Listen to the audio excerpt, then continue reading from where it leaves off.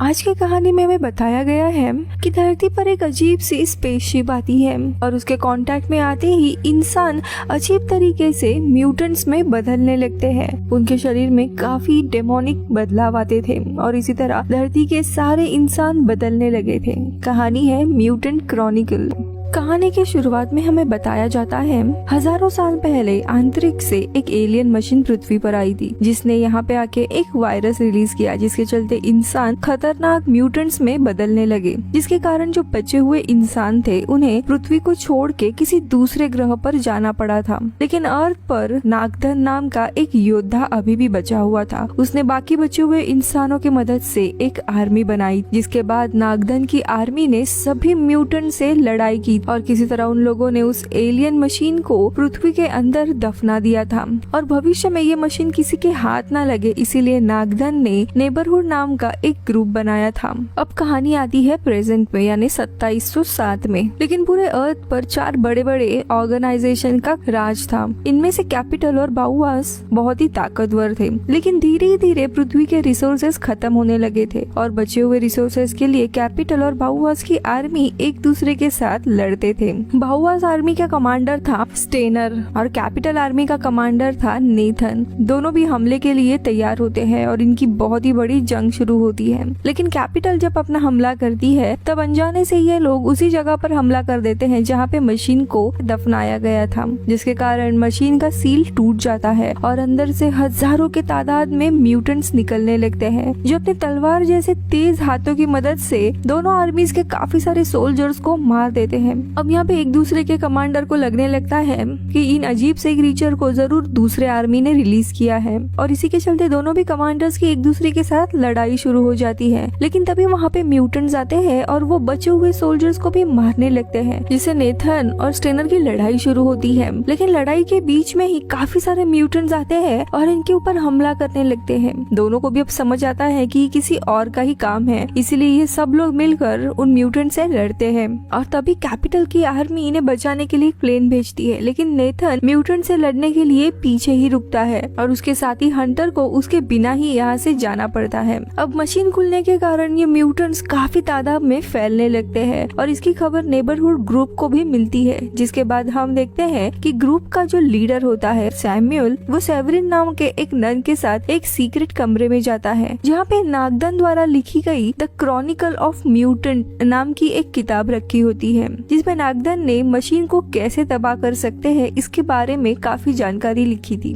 किताब में ये भी लिखा था म्यूटेंट्स घायल और जिंदा लोगों को ही मशीन में लेकर जाते हैं ताकि उन्हें वो म्यूटेंट्स में बदल सके और इन म्यूटेंट्स को दुनिया की कोई भी आर्मी हरा नहीं सकती। इसके बाद सैमुअल अब 4 कॉर्पोरेशन के हेड से मिलता है, जहाँ पे कैपिटल का हेड कॉन्स्टेंटाइन इंसानों को बचाने के लिए कुछ लोगों को मार्स पे भेजने का मिशन शुरू करता है, पर सैमुअल कहता है कि हम सबको नहीं भेज सकते और म्यूटेंट भविष्य में दूसरे ग्रहों पर भी हमला कर सकते हैं, इसलिए हमें इन्हें यहीं पर रोकना होगा और वो इन सब से कुछ सेना मांगता है ताकि वो म्यूटेंट से लड़ सके। काफी आर्ग्यूमेंट के बाद सैमुअल को कुछ लोग दिए जाते हैं। कॉन्स्टेंटाइन फिर सैमुअल से मिलकर कहता है जो भी लोग इस लड़ाई में लड़ेंगे उसके परिवार को सुरक्षित रखने के लिए मार्स पे भेजा जाएगा, जो सुन सैमुअल को भी ठीक लगता है। लेकिन उसके जाते ही वहाँ पे म्यूटेंट्स घुस आते हैं और वो कॉन्स्टेंटाइन को मार देते हैं। वही दूसरी जगह हम देखते हैं लड़ते ही लड़ते नेथन की मौत हो गई थी और इसीलिए हंटर उसके घर आके उसके पत्नी को उसकी मौत के बारे में बताता है, जो सुनकर उसकी पत्नी बहुत ज्यादा रोने लगती है। नेथन ने हंटर और उसके जैसे बाकी सोल्जर्स की जान बचाने के लिए अपनी जान दी थी, इसीलिए हंटर भी काफी परेशान होने लगता है। इसीलिए वो एक बार में आता है जहाँ फिर सैमुअल आकर हंटर को मिशन के बारे में बताता है, लेकिन हंटर मना करता है और तभी सैमुअल उसे टिकट देता है ताकि वो अपने परिवार को मार्स पे लेके जा सकता है और वो यहाँ पे लड़ सकता है, जिसे देखकर हंटर इन टिकट्स को नेथन के परिवार को देने का सोचता है और इसीलिए फिर हंटर इस मिशन के लिए तैयार हो जाता है। अगले दिन हम नेथन की पत्नी को देखते हैं जो अपने और अपनी बेटी की जान लेने वाली थी ताकि उसकी बेटी म्यूटेंट के हाथों ना मरे, लेकिन तभी दरवाजे पे दस्तक होती है और हंटर ने वो 2 टिकट्स उनके लिए छोड़ी हुई थी, जो देखकर उसकी पत्नी खुश होती है कि उसकी बेटी को अब अच्छी जिंदगी मिल सकती है। तो यहाँ दूसरी जगह सैमुअल अब 8 सोल्जर का टीम बनाता है, जिसमें सैमुअल के साथ हंटर, स्टेनर, सेवेरिन और हेसिस नाम के सोल्जर, कैप्टन मैकग्विर, ड्यूल नाम की एक लड़की और किम नाम का एक आदमी होते हैं। अब थोड़े समय के बाद ब्रदरहुड के मेंबर इन सोल्जर्स को बताते हैं कि हम तुम्हें एक बॉम्ब देंगे जिसे लेकर तुम्हें अंडरग्राउंड टनल के रास्ते मशीन के सेंटर तक पहुंचना होगा और वहीं जाकर तुम्हें ये बॉम्ब लगाकर उसे एक चाबी की मदद से ब्लास्ट करना होगा। लेकिन वो चाबी अभी कहाँ पे है ये हमें पता नहीं है, उसे ढूंढना होगा। जिसके बाद स्टेनर इन सभी लोगों को एक म्यूटेंट के पास लाता है जिसे मिलिट्री ने पकड़ा होता है। सभी को बताया जाता है कि वो लोग फास्फोरस बॉम्ब या मशीन गन या फिर तलवार की मदद से म्यूटेंट्स को मार सकते हैं। और इसी तरह इन्हें कुछ चीजें बताने के बाद ब्रदरहुड के जो लोग होते हैं वो इन सबको लड़ने के लिए एक प्राचीन तलवार देते हैं। जिसके बाद ये लोग अपने मिशन के लिए निकलते हैं जहाँ पे इन्हें मशीन को डिस्ट्रॉय करना था। अब इनके सफर के बीच में ही म्यूटेंट्स द्वारा हाईजैक एक स्पेसशिप आकर इनकी स्पेसशिप से टकरा जाती है, जिसके कारण इन्हें एस्केप पोड में बैठकर यहाँ से निकलना पड़ता है। लेकिन सभी किसी तरह से बच जाते हैं। कुछ समय तक ये लोग ऐसे ही सफर करते हैं और उसके बाद ये लोग उस शहर में चले आते हैं जहाँ पे मशीन रखी गई थी। अब इन लोगों को नक्शे में एक टनल की लोकेशन मिलती है, वहीं पे वो मशीन होने की संभावना थी और वे लोग उस लोकेशन पे जाने निकलते हैं। काफी समय चलने के बाद वे लोग एक अंडरग्राउंड सिटी में पहुंचते हैं। वहीं उन्हें टनल तक पहुंचने के लिए 60 फ्लोर जितनी गहरी एक एलिवेटर शाफ्ट से नीचे जाना होगा। हंटर और सैमुअल रस्सी के सहारे नीचे जाने लगते हैं, लेकिन तभी रस्सी खत्म हो जाती है और बीच में ही ये लोग लटकने लगते हैं और इसीलिए सैमुअल वापस से बुक से रास्ता देखने लगता है, लेकिन तभी वो नीचे गिर जाता है। लेकिन जमीन उन्हीं के ठीक नीचे रहती है, इसीलिए वो बच जाता है। लेकिन वहाँ पे म्यूटेंट्स भी होते हैं और तभी हंटर भी नीचे कूद जाता है और वो म्यूटेंट्स पे हमला करने लगता है। इधर स्टेनर म्यूटेंट की आवाज सुनकर नीचे एक ग्रेनेड फेंकता है, लेकिन सेवेरिन ग्रेनेड को पकड़कर उसे नीचे के फ्लोर में फेंकती है ताकि धमाके से हंटर और सैमुअल बच जाए। वही अब सिर्फ किम ही ऊपर रहता है, लेकिन तभी वहाँ पे भी म्यूटेंट्स आ जाते हैं जिनसे बचने के लिए किम बाकी लोगों के साथ एलिवेटर में घुस जाता है। लेकिन वो एलिवेटर सीधा नीचे गिरने लगता है और नीचे जाकर एक धमाका होता है। लेकिन तब तक किम को छोड़कर बाकी सभी लोग वहाँ से निकल चुके होते हैं और तभी किम एक ग्रेनेड को ब्लास्ट करता है, जिसके धमाके में किम के साथ साथ सभी म्यूटेंट्स मारे जाते हैं। किम की मौत के कारण उसके साथी काफी दुखी होते हैं। अभी लोग रास्ता भटक गए थे, इसलिए सैमुअल वापस से किताब पढ़ने लगता है। लेकिन वही इस किताब के मदद से हंटर को एक रास्ता मिलता है और वही टनल होती है जिसे ये लोग ढूंढ रहे थे।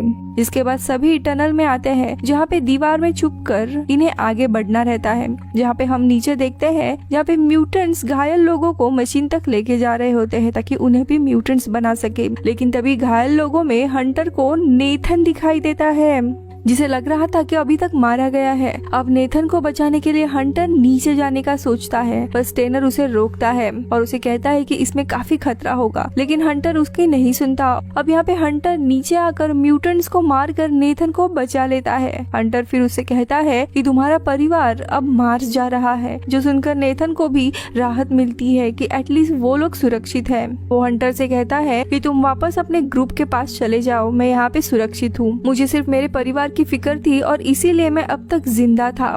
यहाँ पे नेथन की हालत भी काफी खराब होती है और इसीलिए नेथन को राहत देने के लिए हंटर उसे गोली मार देता है। वही दूसरी तरफ स्टेनर म्यूटेंट के बीच में गिर जाता है और क्योंकि बॉम्ब उसके पास था इसीलिए बाकी लोग उसे बचाने नीचे आते हैं और म्यूटेंट से लड़ने लगते हैं, पर म्यूटेंट्स इन्हें पकड़ लेते हैं और इसी बीच में बेचारे सैमुअल की भी मौत हो जाती है। जिसके बाद म्यूटेंट सेवेरिन को छोड़कर बाकियों को मशीन के पास लेकर जाने लगते हैं। इधर फिर हंटर वहाँ आता है जहाँ पे सेवेरिन उसे मिलती है, जो हंटर को सारी बात बताती है। हंटर सेवेरिन को किताब के फटे पन्ने देकर उसे कहता है इसे पढ़कर मुझे बताओ कि आगे मुझे कहाँ जाना है, लेकिन सेवेरिन किताब को पढ़ नहीं पाती। इधर ये दोनों फिर टनल के सेंटर की तरफ चलने लगते हैं कि तभी इन्हें एक जगह कहीं म्यूटेंट्स दिखाई देते हैं जहाँ पर ये लोग एक धमाका करके उन सभी म्यूटेंट्स को मार देते हैं। जिसके बाद हंटर जाकर सेवेरिन और वेलेरी को बचाता है। वही हमें दिखाया जाता है कि म्यूटेंट्स लोगों को घूमती हुई बेल्ट पर फेंकते हैं और जैसे ही बेल्ट मशीन का एक चक्कर लगाती है तो लोग म्यूटेंट्स में बदल जाते हैं। इधर सेवेरिन और वेलेरी खुद को एक साथ रस्सी से बांधकर मशीन के हार्ट में उतरने लगते हैं।